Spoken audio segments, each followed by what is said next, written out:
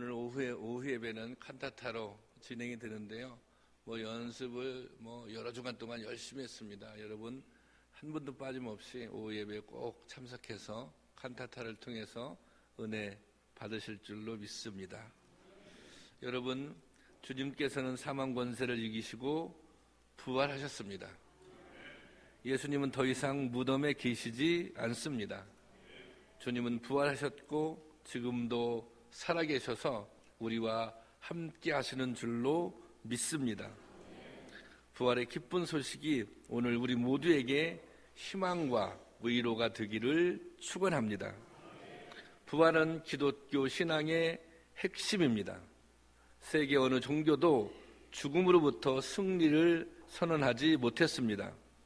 오직 예수님만이 죽음을 이기셨고 오직 기독교만이 부활을 선포합니다.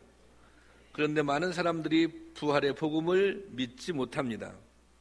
미국의 기독교 언론인 크리스천 포스트가 부활절에 대한 미국인의 인식을 조사했습니다. 그런데 미국인 중 67%가 부활을 종교적 축제일 정도로 여기고 있고, 그리고 본인이 크리스찬이라고 인정한 사람들 중에도 70%가 부활을 믿지 못한다, 그렇게 대답했다고 합니다.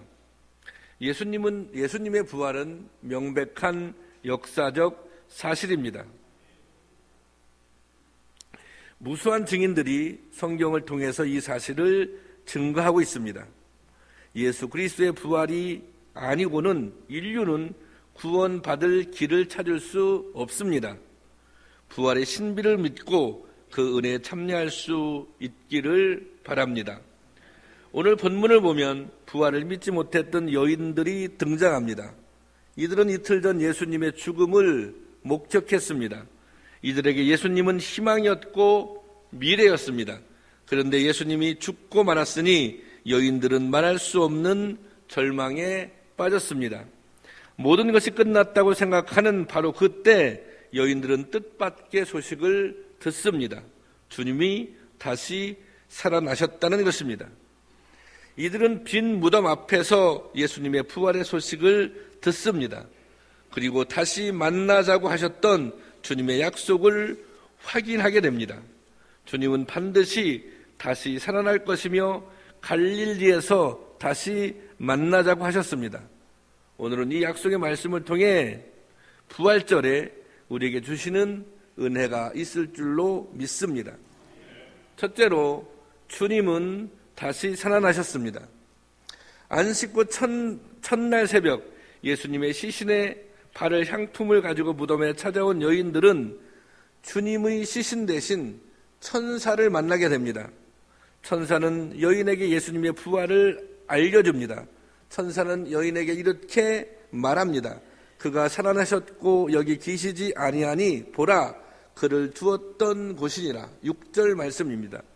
여기 6절 말씀에 그를 두었던 것을 보라, 이것은 무덤이 빈 것을 확인하라는 것입니다. 무덤이 비었으니 예수님께서 죽었다가 다시 살아나신 것을, 부활을 확인하라는 것입니다. 그래서 이 빈 무덤은 부활의 실질적인 증거입니다. 예수님의 부활은 뜻밖의 사건이 아닙니다. 우연히 일어난 사건도 아닙니다. 이것은 이미 예고된 사건입니다. 예고된 일입니다. 주님은 부활에 대해 분명히 미리 여러 차례 말씀하셨습니다. 그리고 죽었던 나사로를 살리심으로 죽음을 이기는 능력도 있음을 보여주셨습니다. 그러나 막상 주님이 죽음을 당하자 제자들은 그 말씀을 기억하지 못했습니다. 그것은 그들의 경험과 지식이 앞서 있었기 때문입니다. 그들이 가지고 있는 지식, 그들이 가지고 있는, 제자들이 가지고 있는 경험을 생각할 때 사람이 죽었다가 다시 살아난다고 하는 것은 있을 수가 없는 일인 것입니다. 주님이 이미 말씀하셨지만 제자들은 자신들이 가지고 있는 경험과 지식의 근거에서 주님의 말씀을 믿지 못했던 것입니다. 누가복음 24장에 보면 예수님을 따르기 위해 고향을 떠나 나왔던 제자들은 예수님이 돌아가시자 절망에 빠져 다시 엠마오로 돌아갑니다. 절망한 제자들은 부활하신 주님이 그들 앞에 있어도 알아보지 못합니다. 부활하신 주님이 엠마오로 가는 제자들과 동행했지만 제자들이 그 주님을 알아보지 못합니다. 왜 알아보지 못합니까? 성경은 그들의 눈이 가리워져 있었기 때문이라고 설명합니다. 누가복음 24장 16절 말씀, 그들의 눈이 가리워져 그인 줄 알아보지 못하거늘. 여러분, 눈이 가리워졌다고 하는 것은 눈이 가리워지면 보이지 않잖아요. 눈이 가리워졌다고 하는 것은 판단력을 상실했다는 것입니다. 눈이 가리워졌다고 하는 것은 분별할 능력을 잃어버렸다는 것입니다. 엠마오로 가는 두 제자는 깊은 실망 때문에 눈이 가리워졌습니다. 예수님을 향한 기대가 무너지자 그들의 눈이 가리워진 것입니다. 세상에는 이처럼 눈이 가리워져 부활을 믿지도 이해하지도 못하는 사람들이 많이 있습니다. 자기의 지식을 앞세우고 편견과 교만에 사로잡히게 되면 주님을 제대로 볼 수 없는 것입니다. 눈이 가리워지는 것입니다. 부활하신 주님을 보지도 못하고 믿지도 못하게 되는 것입니다. 신학자 도드라고 하는 분이 있는데 그분이 이런 말씀을 하셨습니다. 부활신앙은 교회에서 생긴 믿음이 아니다. 부활신앙은 교회에서 생겨난 믿음이 아니다. 부활신앙은 교회를 만든 믿음이다. 예수님의 부활을 경험한 이들이 목숨을 건 증거가 교회를 세운 것입니다. 예수님께서 부활하셨기 때문에 교회가 생긴 것입니다. 그러니 교회가 예수님의 확실한 부활의 증거가 되는 것입니다. 세상에는 아직도 자신의 지식을 앞세워 부활을 부정하는 사람들이 많이 있습니다. 주님은 변함없는 말씀으로 오늘 또 이렇게 묻고 계십니다. 요한복음 11장 25절 26절 말씀인데요. 나는 부활이요 생명이니 나를 믿는 자는 죽어도 살겠고 무릇 살아서 나를 믿는 자는 영원히 죽지 아니하리니 이것을 내가 믿느냐? 여러분 이 말씀을 믿습니까? 여러분 예수님은 무덤에 계시지 않습니다. 절망과 체념의 장소인 무덤에서 예수님을 찾아서는 안 됩니다. 예수님은 부활하셔서 희망 속으로 새로운 역사를 시작하고 계십니다. 빈 무덤이 바로 그 희망의 현장입니다. 이제 빈 무덤을 확인하고 부활하신 주님을 만나야 합니다. 다시 살아나신 주님을 만나면 우리 또한 죽음을 이기는 승리의 믿음을 갖게 될 것입니다. 그런 은혜가 오늘 우리 가운데 임하기를 주님의 이름으로 축원합니다. 두 번째는 주님은 부활하셔서 갈릴리로 가셨습니다. 그래서 갈릴리에 가면 부활한 주님을, 부활한 나를 만날 수 있을 것이다. 그렇게 말씀하십니다. 예수님의 부활을 알릴 천사는 이렇게 전합니다. 7절입니다. 7절은 다 함께 봉독하겠습니다. 시작. 그가 죽은 자 가운데서 살아나셨고 너희보다 먼저 갈릴리로 가시나니 너희가 거기서 배우리라. 예수님은 부활하셨고 지금 갈릴리에 계시다는 것입니다. 그러니 부활한 주님을 만나기 위해선 부활한 주님을 만나기 위해서는 갈릴리로 가야 합니다. 사실 예수님 사역에 있어서 갈릴리는 중요한 것입니다. 예수님은 공생의 첫 번째 시작을 갈릴리에서 하셨습니다. 그리고 부활하셔서 다시 갈릴리로 가십니다. 왜 하필 갈릴리입니까? 왜 하필 예수님께서는 그 수많은 지명을 놔두고 갈릴리로 가셨을까요? 그 시대의 중심 도시였던 예수님을 못 박았던 데 앞장섰던 그 사람들이 살고 있는 예루살렘이 아니라 왜 갈릴리로 가셨을까요? 성경에서 갈릴리는 가난과 멸시의 대명사처럼 쓰입니다. 갈릴리의 원어는 주변부라는 의미를 가지고 있습니다. 예루살렘의 유대의 중심부라면 갈릴리는 유대의 변두리입니다. 성경을 살펴보면 유대 사람들은 갈릴리 사람들을 멸시했습니다. 마태복음 4장 15절에 이방의 갈릴리 이런 표현이 있는데요. 이방이라는 말은 유대인에게는 경멸의 표시입니다. 또 요한복음 7장 41절 그리스도가 어찌 갈릴리에서 나오겠느냐. 어떻게 우리의 구세주가 메시아가 갈릴리 같은 요즘 아이들로 표현하면 후진 동네에서 나오겠느냐 그런 뜻입니다. 갈릴리에서 어떻게 선지자가 갈릴리에서 어떻게 이 민족의 지도자가 나올 수 있겠느냐 그런 말씀입니다. 여기에는 역사적 배경이 있습니다.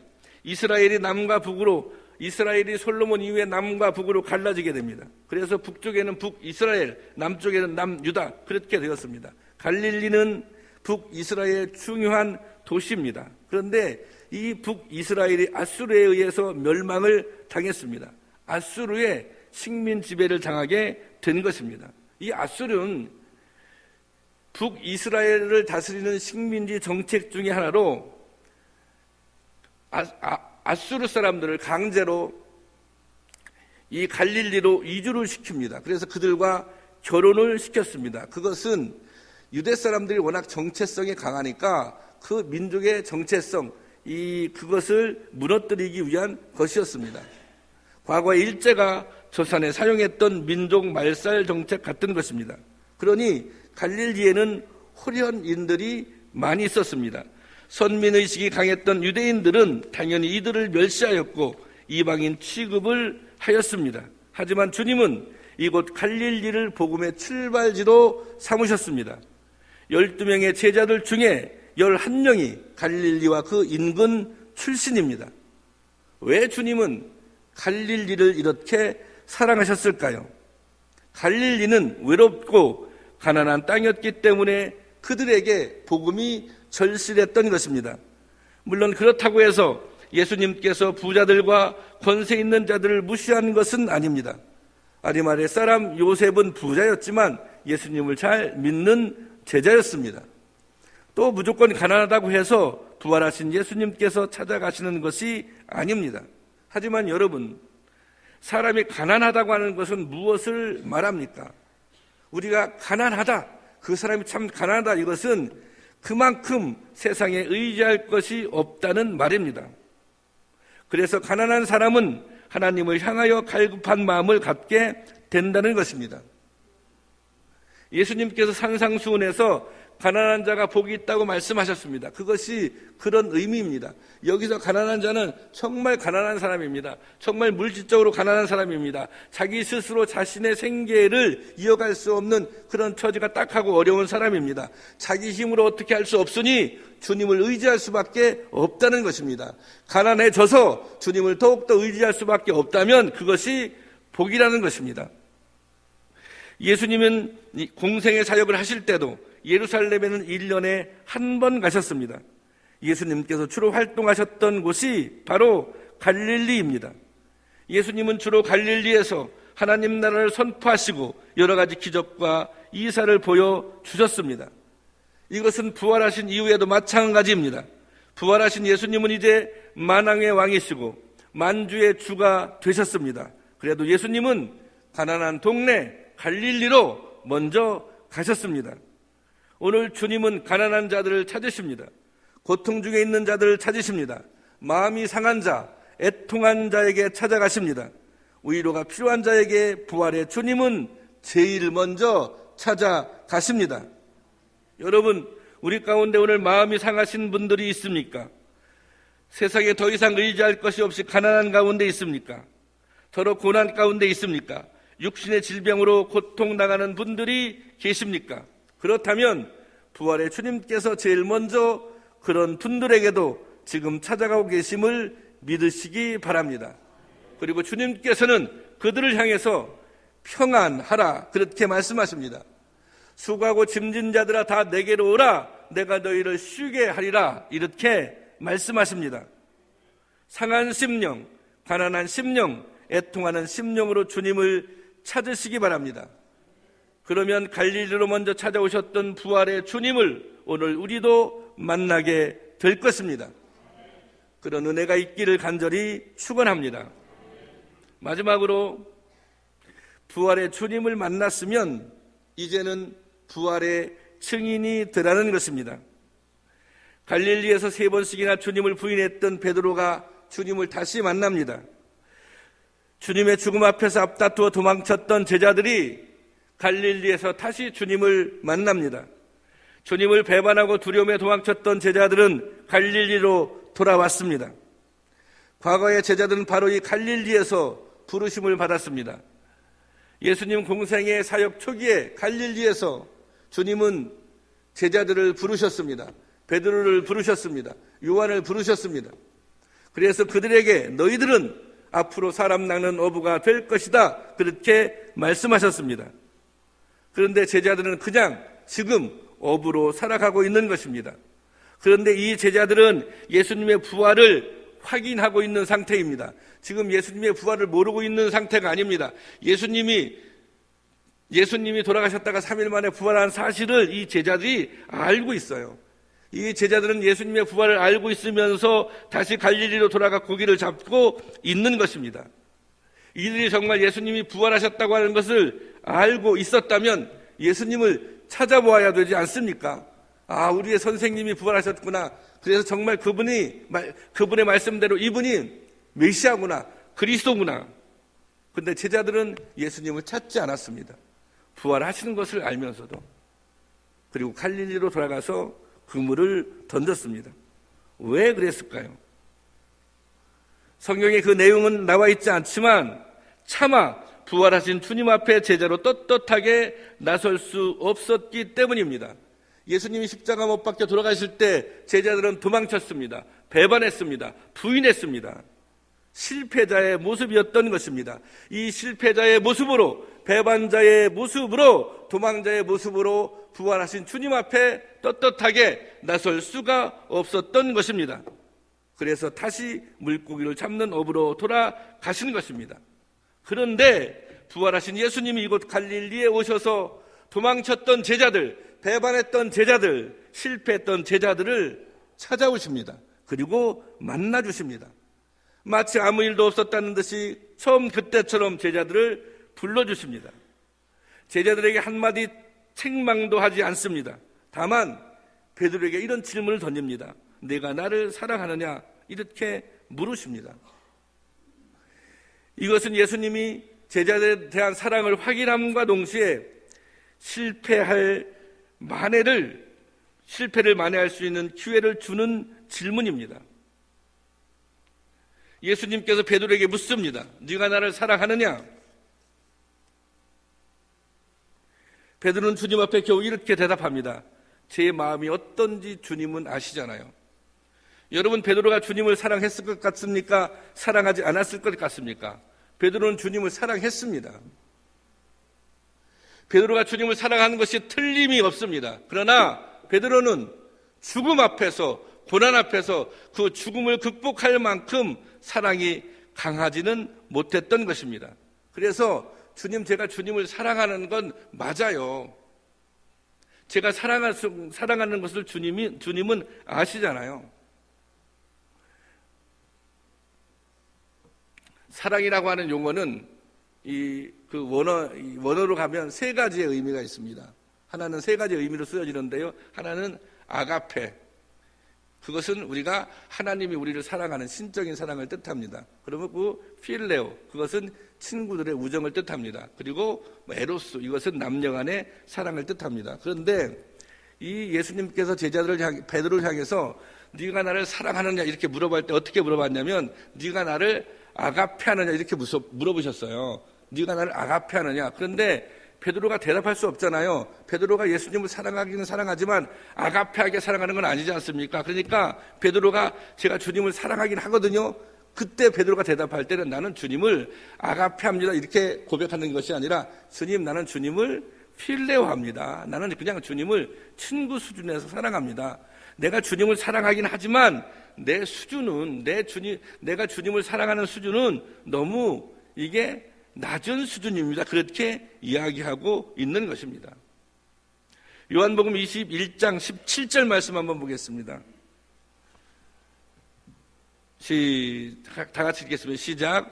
세 번째 이르시되 요한의 아들 시몬아, 내가 나를 사랑하느냐 하시니 주께 예수께서 세 번째 내가 나를 사랑하는 하심으로 베드로가 근심하여 이르되 주님 모든 것을 아시오매 내가 주님을 사랑하는 줄 주님께서 아시나이다. 예수께서 이르시되 내 양을 먹이라. 여기서 주님이 네가 나를 사랑하느냐 이렇게 물어본 것은 네가 나를 아가페하느냐 이렇게 물어본 거예요. 그러니까 베드로는 제가 그 정도 수준은 아니지만 사랑하긴 하는데 제가 그냥 이게 친구 수준에서 우정 수준에서 주님을 사랑합니다. 그러니까 주님을 사랑하는 것은 맞습니다. 그러자 예수님께서 이렇게 말씀하십니다. 그러면 내 양을 먹이라 이렇게 말씀하십니다. 자, 이 질문과 대답, 여기에서 예수님은 베드로에 대한 주님의 사랑이 내 사랑은 변함이 없어. 네가 실패했지만, 네가 나를 부인했지만, 네가 십자가 앞에 도망갔지만 나는 너를 사랑해. 내 사랑에는 변함이 없어. 주님은 여전히 베드로를 사랑하시고 믿어주십니다. 그리고 그 결과로 내가 너를 정말 사랑해. 내가 너를 믿어. 그래서 어떡합니까? 그래서 사명을 주십니다. 내 양을 먹이라. 다시 사람 낚는 업으로 세워주신 것입니다. 처음 주님을 만났던 곳에서 하나님 나라의 새 역사가 다시 시작되는 것입니다. 예수님은 갈릴리에서 다시 만난 제자들에게 이렇게 명하십니다. 마태복음 28장 19절. 너무 중요한 말씀입니다. 다 같이 읽겠습니다. 시작. 그러므로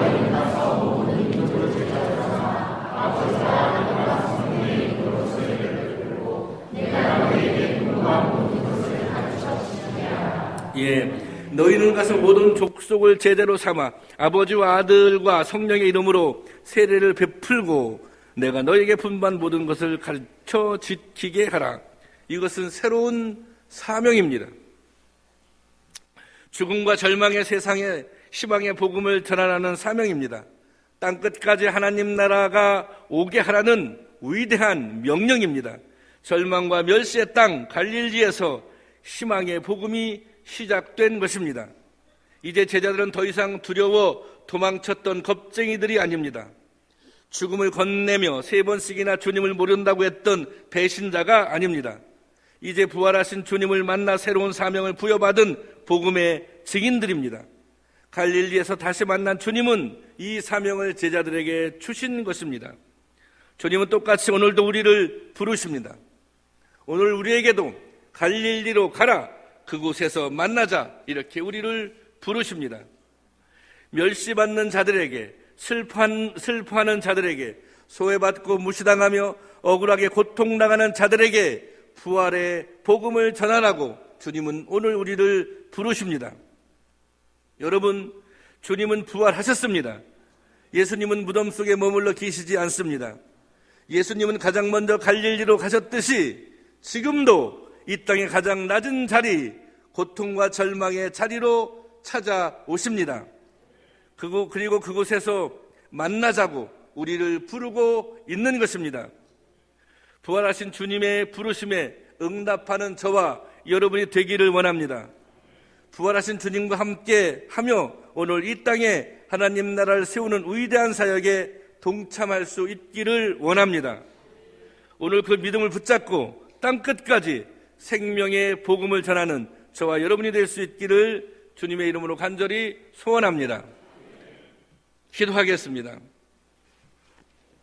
사랑의 아버지 하나님, 부활한 주님이 함께 하심을 믿습니다. 부활한 주님이 우리 안에 생명으로 살아계심을 믿습니다. 부활하신 주님의 명령에 따라서 우리도 낮은 자리에 가기를 원합니다. 슬퍼하는 자들과 함께 슬퍼하는 자리에 있기를 원합니다. 소외받고 무시당하고 억울하게 고통당하는 자들에게 주님의 부활의 복음을 전할 수 있기를 소원합니다. 그리하여 이 땅에 하나님 나라를 세우고 확장하는 사명을 온전하게 감당하게 하여 주시옵소서. 예수님의 이름으로 기도하옵나이다. 아멘.